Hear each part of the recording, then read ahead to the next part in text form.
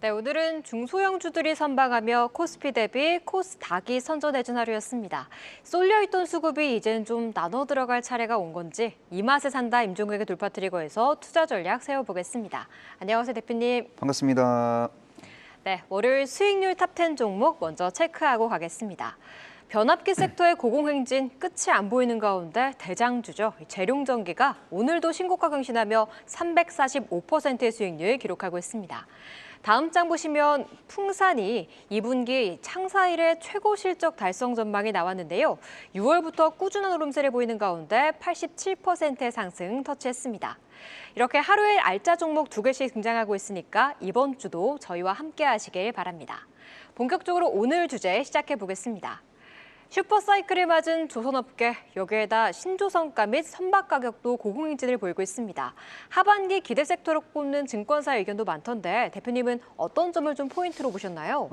경기 민감 섹터예요, 조선 섹터는요. 그리고 9월 기준금리 인하 가능성이 다소 높은 상황이죠. 금리 인하에 대한 기대감이 부각되면 부각될수록 경기 민감 섹터에 대한 관심은 커져야 됩니다. 대표적인 경기 민감 섹터가 조선, 철강, 화학기계인데 이 중에서 금리 인하 이슈가 없더라도 화려한 업황을 자랑하는 대표적인 섹터가 조선 섹터입니다. 그래서 조선 섹터에 대한 관심은 지속돼야 한다고 보고 있고요. 클락슨 신조선가 지수의 승승장구하는 그런 모습들이 지속되고 있고 이 신조선가가 갑자기 훼손될 가능성은 거의 없다라고 보시면 될 것 같습니다. 자, 선박 가격 상승 속에서 K조선의 수익성 개선에도 가속도가 붙게 될 가능성이 상당히 높은 상황이고요.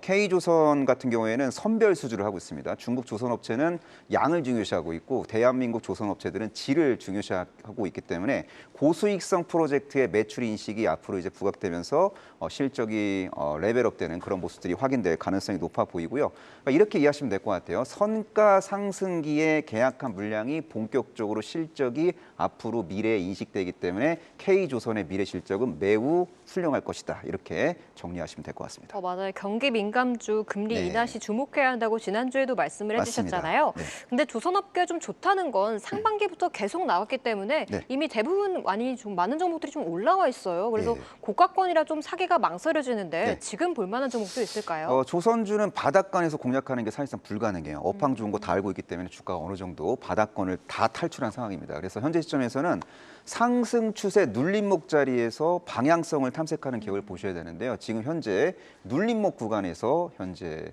우상향을 할지 말지 고민하고 있는 친구가 있습니다. 그 친구의 이름은 바로 하나 오션입니다. 눌림목은 우리의 친구잖아요. 친구 삼아도 되는 그런 종목이라고 저는 보고 있는데 이 동사가 그 초대형 원유 운반선 분야의 글로벌 최강자인데 이게 VLCC라고 하거든요. VLCC 그 시황이 아주 드라마틱하게 개선이 되고 있고 이 관련 시장 성장의 진정한 수혜주로서 동사가 부각될 가능성이 높아 보입니다. 올해 LNG 운반선만 16척을 이제 수주를 따냈고요. 그리고 올해 LNG 운반선 22척의 건조 계획을 이제 보유하고 있고 내년에는 24척의 LNG 운반선 건조 프로젝트가 가동이 될 것 같습니다. LNG 운반선은 마진이 많이 남는 선종이기 때문에 동사의 수익성 개선에 큰 기여를 할 것 같고요. 지금까지 누적된 그 올해 신규 수주 규모가 작년 연간 신규 수주 규모의 1.5배 정도에 이제 달하고 있기 때문에 수주 컨디션도 상당히 양호하고 미래 실적에 대한 기대감도 이제 부각됨으로써 주요 저항선을 돌파시킬 수 있는 기업이라고 저는 현재 시점에서 판단을 내리고 있습니다. 네, 하나오션 구부가 같이 선박 건조 능력이 뛰어난 회사라고 볼 수 있는데 네. 이 눌림목 활용한 접근해보자고 말씀해 주셨잖아요. 맞습니다. 그렇다면 네. 목표가, 순저가 어디까지 잡을까요? 그러니까 기술적 분석상 1차 목표가입니다. 이론적인 목표가 아니고요. 트레이딩 관점에서 1차 목표가는요. 34,000원 정도로 이제 설정하시면 될 것 같고요. 당연히 1차 목표가 돌파하면 2차, 3차 목표가를 그때 가서 설정하는 게 바람직해 보입니다. 그리고 저스트 트레이딩 관점에서만 접근하실 분들은 손절가를 28,900원 전후로 설정하시는 것도 바람직해 보입니다. 네, 현재 조금은 눌려있는 조선주의 하나오션 목표가 34,000원, 손절가 28,900원 기억하겠습니다. 이어서 두 번째 이슈로 넘어가 보시죠. 이 굴지의 대기업들이 미래 먹거리로 로봇을 찜했다는 건 다 알고 있는 사실입니다. 최근엔 삼성이 반도체를 로봇이 만들게 테스트하고 있다는 뉴스도 들려오는 등 적용 사례도 등장하고 있는데요.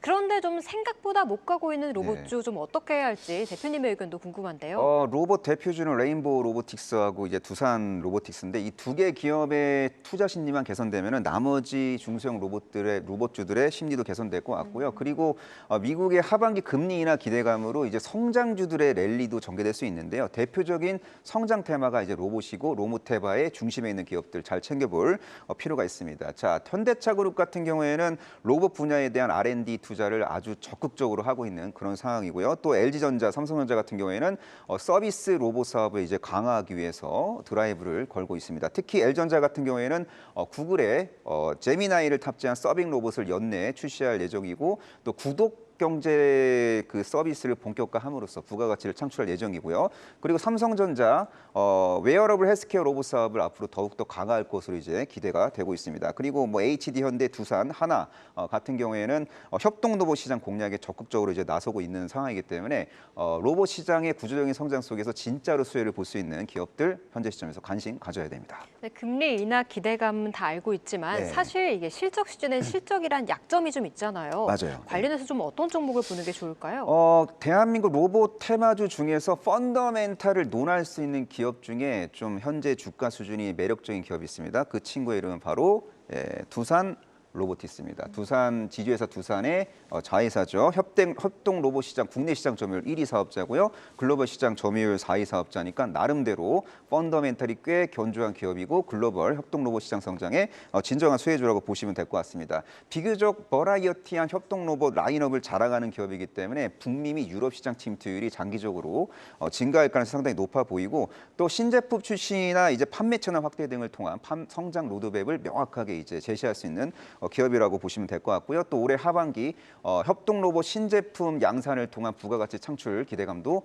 부각될 가능성이 높아 보입니다. 진짜 로봇 언제 가냐 이런 얘기가 있던데 네. 목표가 순저가 어디까지 볼까요? 네, 두산 로보틱스 기술적 분석상 1차 목표가는 87,000원 전후고요. 그리고 리스크 관리를 하고자 하시는 분들은 주가 하락 시 74,500원을 위협할 경우 좀 비중을 축소할 필요가 있어 보입니다. 네, 로봇 관련주의 성장세가 명확한 두산 로보틱스 목표가 87,000원, 손절가 74,500원 짚어주셨습니다. 계속해서 다양한 경제 이슈를 알고 싶다면 구독과 좋아요, 알림 설정 부탁드립니다. AI 캐스터 권미정이었습니다.